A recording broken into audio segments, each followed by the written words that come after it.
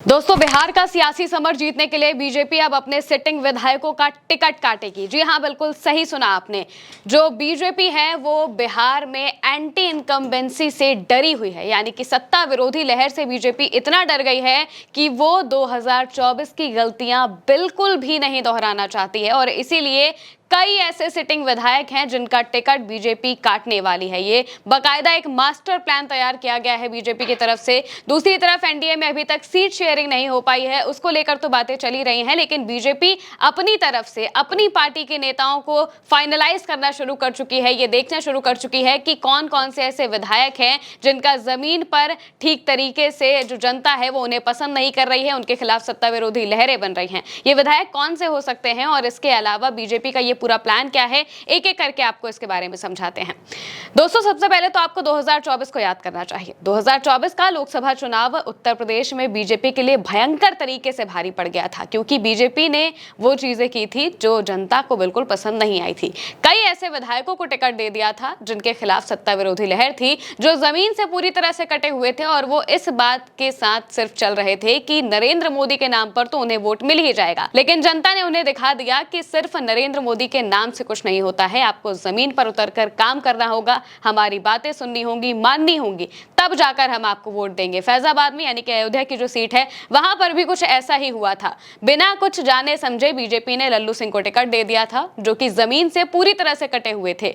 लेकिन बीजेपी को लगा कि वो राम मंदिर के मुद्दे पर चुनाव जीत जाएगी, लेकिन ऐसा नहीं हुआ। वहां से बीजेपी हार गई और ये हार बीजेपी को इतनी चुभी है कि इसके बाद से हर एक कदम बीजेपी फूक फूक कर रख रही है और बिहार में भी कुछ ऐसा ही होने वाला है। हमने आपको कुछ वक्त पहले ये खबर बताई थी कि एनडीए के सम्मेलन की जब शुरुआत हुई थी तो बीजेपी के विधायक के खिलाफ कार्यकर्ताओं और जनता ने मोर्चा खोल दिया था। एनडीए सम्मेलन हुआ था अररिया में और वहां पर कुर्सियां चल गई थी, मुक्के चल गए थे, लातें चल गई थी, मारपीट तक हो गई थी और जो वहां पर मौजूदा बीजेपी के विधायक थे उनके खिलाफ जनता का गुस्सा भड़क गया था।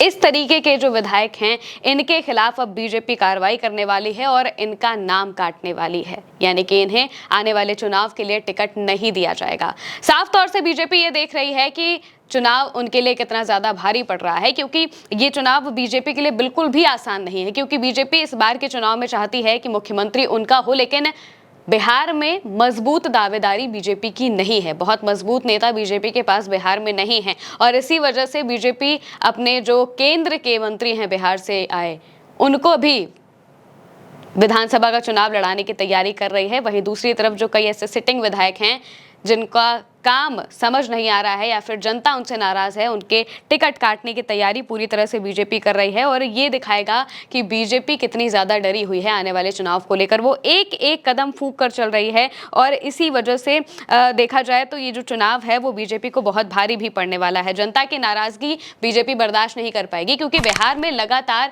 जो चीजें हो रही हैं वो ये दिखा रही हैं कि जनता कितनी ज्यादा नाराज है बीजेपी से भी और मौजूदा सरकार से भी। भले ही मुख्यमंत्री नीतीश कुमार हो, लेकिन अलायंस तो एनडीए का ही है। इसी वजह से जितनी तकलीफ नीतीश कुमार को होगी, जितनी मुश्किल नीतीश कुमार को होगी, उतनी ही मुश्किल बीजेपी को भी होगी और ये बात बीजेपी अच्छे से जानती है और इसी वजह से वो कई सिटिंग विधायकों के टिकट काटने वाली है। अभी तक इनको लेकर कई नेताओं के नाम तो सामने नहीं आए हैं, लेकिन इतनी बात जरूर सामने आ गई है कि बीजेपी ने इसको लेकर मीटिंग करना शुरू कर दिया है। ये जो मंथन है वो करना शुरू कर दिया है कि भाई किनको किनको रखा जाए और किनको हटाया जाए, किनको टिकट इस बार नहीं देना है, क्योंकि 2024 की गलती अगर रिपीट होती है तो बिहार का चुनाव उनके हाथ से पूरी तरीके से निकल जाएगा और ये बात बीजेपी अच्छे से जानती है। इसी वजह से सत्ता विरोधी लहर का जो बीजेपी को सामना करना पड़ रहा है, इसके लिए वो लगातार ये चीजें देख रही है, अपनी तरफ से जो सारे मंथन है वो कर रही है और अपने नुकसान बचाने के लिए सारी बातें करने को जो आतुर हो चुकी है।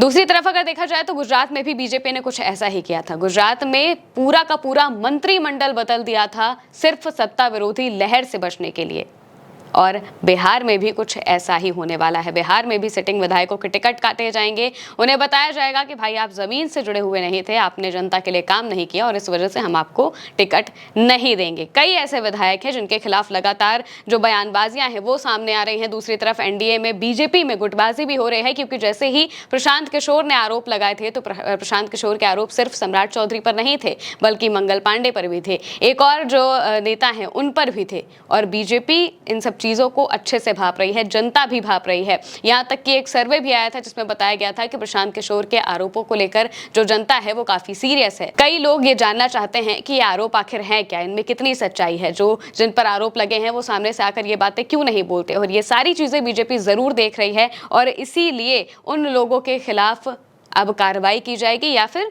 सीधे कहा जाए तो उनको टिकट नहीं दिया जाएगा जिनके खिलाफ सत्ता विरोधी लहर पूरी तरह से बन रही है। क्योंकि बिहार का चुनाव बीजेपी के लिए बिल्कुल भी आसान नहीं है, क्योंकि एक तरफ देखा जाए तो तेजस्वी यादव लगातार रैलियों पर रैलियां कर रहे हैं, महिलाओं की, युवाओं की, बेरोजगारों की बातें कर रहे हैं। वहीं दूसरी तरफ बीजेपी अपने हिसाब से जो चीज़ें करती है वो कर रही है। उनकी खुद की पार्टी में जो गुटबाजी है वो होने लगी है और गुटबाजी को खत्म करने के लिए खुद दिल्ली से अमित शाह को बार बार बिहार आना पड़ रहा है कि भाई ये सब चीज़ें बंद करिए वरना चुनाव हाथ से निकल जाएगा। क्योंकि अगर देखा जाए तो तारीखों के ऐलान में मुश्किल से 3 से 4 दिन बचे हुए हैं। जैसे ही प्रेस कॉन्फ्रेंस होगी, इलेक्शन कमीशन की तारीखों की बात आ जाएगी और इसके बाद फिर सीट शेयरिंग भी होनी है, उसमें भी बीजेपी को बहुत माथापच्ची करनी पड़ेगी। और ये सब संभालने के लिए सबसे पहले उन्हें अपने संगठन को अच्छे से संभालना पड़ेगा। संगठन के अंदर जो लगातार गुटबाजी हो रही है, आरके सिंह सम्राट चौधरी से इस्तीफा मांग रहे हैं, अश्विनी चौबे सम्राट चौधरी से इस्तीफा मांग रहे हैं और उन नेताओं के खिलाफ सीधे तौर पर बगावती सुर इख्तियार कर रहे हैं जिन पर आरोप लग रहे हैं। क्योंकि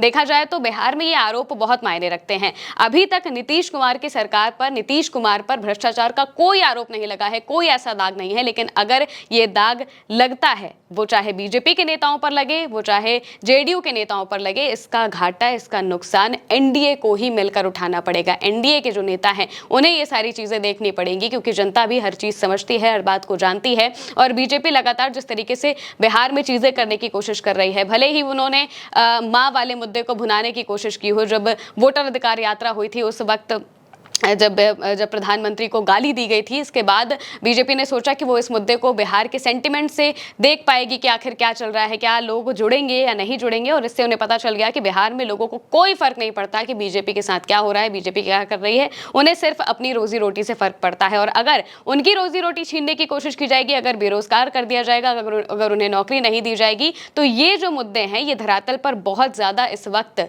उछले हुए हैं। सबसे ज्यादा इन्हीं मुद्दों पर बातचीत हो रही है। जो जनता है वो भी खुलकर इन मुद्दों पर सामने आ रही है और तेजस्वी यादव ये सारी चीजें अच्छे से जान रहे हैं और इसीलिए वो इन पर बात भी कर रहे हैं। इनको लेकर जनता को बता भी रहे हैं कि हम आपके लिए ये चीजें करेंगे। वो महिलाओं के लिए एक से एक योजनाओं का ऐलान कर रहे हैं कि आने वाले वक्त में जब वो जीतेंगे तो वो ये योजनाएं देंगे। और इसी वजह से जो बीजेपी है वो काफी ज्यादा परेशान हो चुकी है और इसलिए अब उसने ये प्लान तैयार किया है जिसमें वो अपने सिटिंग विधायकों का जो टिकट है वो काटने वाली है। गुजरात की अगर बात करें तो गुजरात में बीजेपी ने पूरा का पूरा मंत्रिमंडल बदल दिया था। सिर्फ 45 विधायकों को, मौजूदा जो विधायक थे, सिर्फ 45 विधायकों को टिकट दिया था और 108 के आसपास का टिकट काट दिया था। बिल्कुल इसी तरह से वो बिहार में भी करने वाली है, क्योंकि बीजेपी को लगता है वो ये सारी चीज़ें करेगी तो ज़रूर उन्हें कोई ना कोई फ़ायदा होगा। क्योंकि ये चीज़ें अगर वहाँ पर देखने को मिली, गुजरात में देखने को मिली, तो इसके अलावा महाराष्ट्र में भी देखने को मिली थी। इसके अलावा भी अलग अलग जगह पे जहाँ मध्य प्रदेश और बाकी जगहों पर चुनाव हुए थे वहाँ पर भी बीजेपी ने कुछ ऐसी ही चीज़ें की थी। केंद्र के कुछ मंत्रियों को,